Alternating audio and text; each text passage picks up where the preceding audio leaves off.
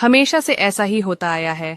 जब भी किसी इंसान का मन आपसे भर जाएगा ना, तो आप नोटिस करना, वो ये 4 चीजें जरूर करेगा।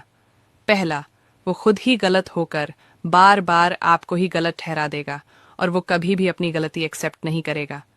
दूसरा, आप दोनों के बीच थोड़ी सी भी लड़ाई होगी तो वो आपको ब्लॉक करने लगेगा। तीसरा, वो अपनी तरफ से बहुत ही कम कॉल या मैसेज करेगा और जब उसका अकेले मन नहीं लगेगा तो टाइम पास के लिए वो आपको कॉल या मैसेज करेगा। चौथा, आप उससे चाहे कितना ही नाराज हो जाओ, उसे कोई फर्क ही नहीं पड़ेगा, आप उससे बात करो या ना करो। अगर ये 4 चीज आपके साथ हो रहा है तो आपको समझना चाहिए कि उसके अंदर आपके लिए कोई इंटरेस्ट नहीं है और ये वीडियो शेयर करके आपके दोस्तों को भी बता दो, कहीं उनके साथ ऐसा ना हो रहा हो। फ्री का दारू और दूसरे का मेहरारू प्राचीन काल से लेके अभी तक पुरुषों की कमजोरी रही है और ये आगे भी रहेगा। प्यार, जो कभी एक खूबसूरत एहसास लगता था, आज एक भारी पछतावा बन गया है। जिस रिश्ते को हम अपनी जिंदगी मान बैठते हैं, जब वही हमें छोड़कर किसी और का हो जाता है तो दिल पर जो जख्म लगता है वो शायद ही कभी पूरी तरह भर पाता है। ऐसा लगता है कि हमने अपने दिल की हर धड़कन किसी ऐसे के नाम कर दी जिसे हमारी कदर ही नहीं थी।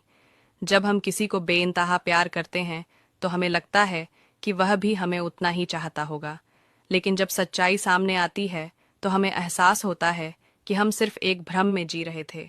किसी को पूरी तरह अपना समझ लेना और फिर यह देखना कि वो किसी और की बाहों में है, यह एहसास किसी भी इंसान को अंदर तक तोड़कर रख सकता है। जो सच्चा होगा वो कभी आपका साथ नहीं छोड़ेगा और जो छोड़कर चला गया वो सच्चा नहीं होगा।